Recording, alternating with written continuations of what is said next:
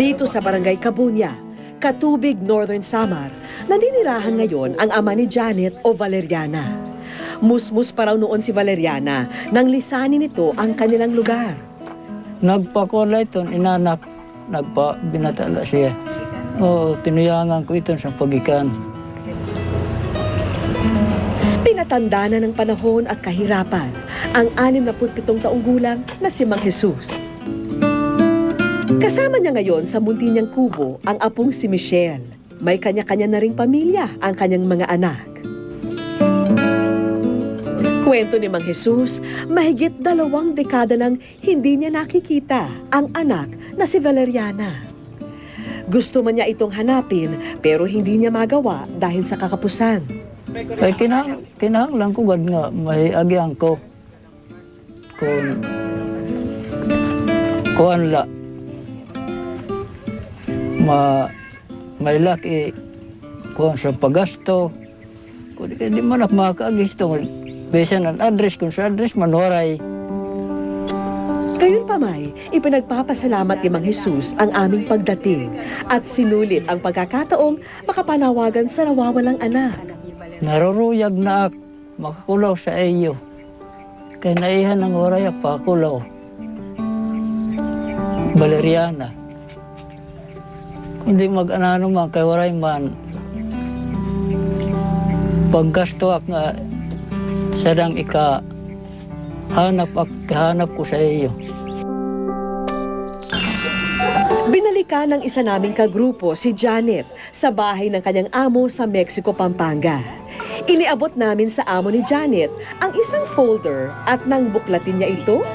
Ito yung sulat nung sumulat tayo sa wish ko lang. Yung ginawa ko. Yung ginawa ko. Tapos sabi mo, ito na yung pagkakataon para marinig yung mapayabot sa mga kamag-anak mo. Ito, sa pamagitan ng impilan nila. Tila, naguguluhan pa si Russell dahil ibinalik namin sa kanya ang sulat na ipinadala niya sa amin. Ay po yung taga-wish ko lang. Ito. Ah! Ibig sabihin, nag-red na yung ano niya? Sino po po yung Kayo po mag-wish ko lang! Sinupresan niyo ho kami? Hindi niyo po. Ang dami. Ay! Humakan mo yan, sa'yo yan! Sana.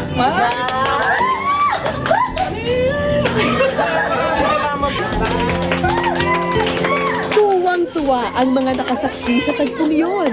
Pumatak ang mga luha ng kaligayahan at pasasalamat sa mga mata ni Janet. Nagpapasalamat po ako sa inyo lahat kung hindi po dahil sa inyo. Hindi po ako makarating sa amin. Abot langit din ang tuwa sa puso ng mag-asawang kapatid sa sorpresang hatid noong oras na yun. Ay, masaya kami. Nabigla kami kasi si Janet kasi hindi namin siya tinuring na ibang tao. Kasi iba yung pag-aalaga niya sa anak ko. Parang anak niya rin eh. Kaya ganun lang, ang nice namin matulungan siya para makita niyo yung mga pamilya niya. Objective namin, yung makauwi lang po talaga si ate. Ngayon talaga binigla nyo kami. Siguro ito yung pinakamagandang regalo ninyo, ang Panginoon. Ngunit, Maraming salamat po sa inyong lahat. makikita mo na yung pamilya mo, Net. Sa wakas ay natupad na ang matagal ng kahilingan ng dakilang kasambahay.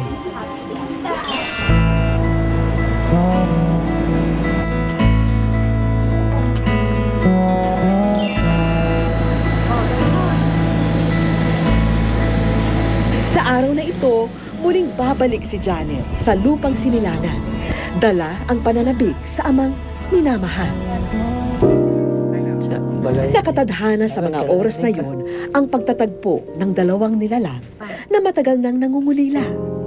Walang kamalay-malay si Mang Jesus na tutuldukan na ng araw na yon ang mahigit 2 dekadang pagkawalay sa anak. Maya-maya pa'y Ito na nga. Itong kayo. Dino? Ako si Valeriana. Kayong anak mo na wala.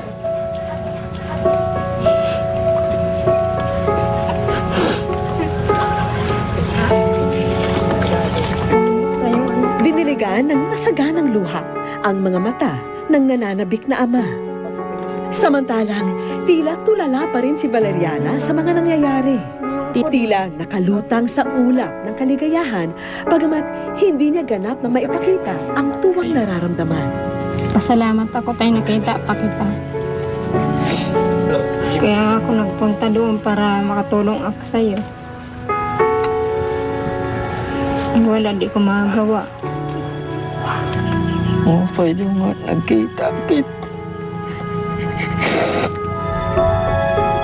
Pwede mo. Parang batang nagsumbong si Valeriana sa ama sa kanyang sinapit noon. Sakay ako nun sa barko nga doon niya pas. Tapos may nangyari sa akin.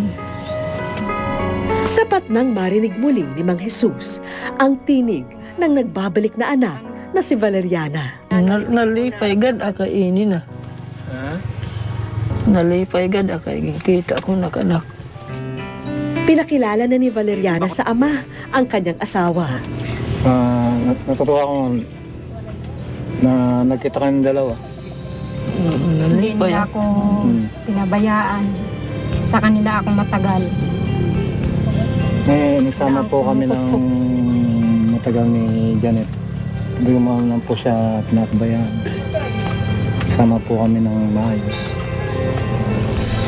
Dapat maluwat ako pasalamat na anak-anak mo gingal na sila. Maupay. Kabataan. Nabatid din ni Valeriana na watak-watak na rin pala silang magkakapatid. Gayon din ang pagkasawi ng kapatid na lalaki. Nakilala ni Janet ang kapatid sa ama na si Jocelyn. Isang munting salo-salo ang aming inihanda para sa pamilya Duma.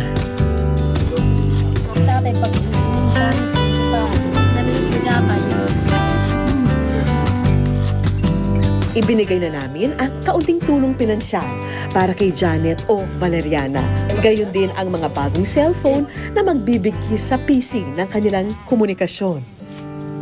Sa trahedyang sinapit ni Valeriana, napatunayan niyang walang imposible sa dasal at pangarap.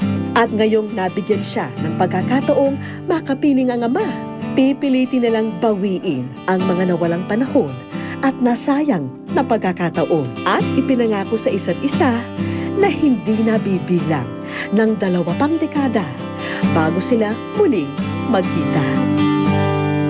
Wish ko lang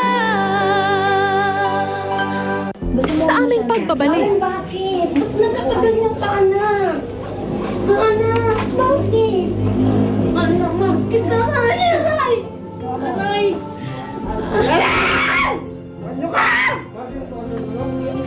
Handa na ba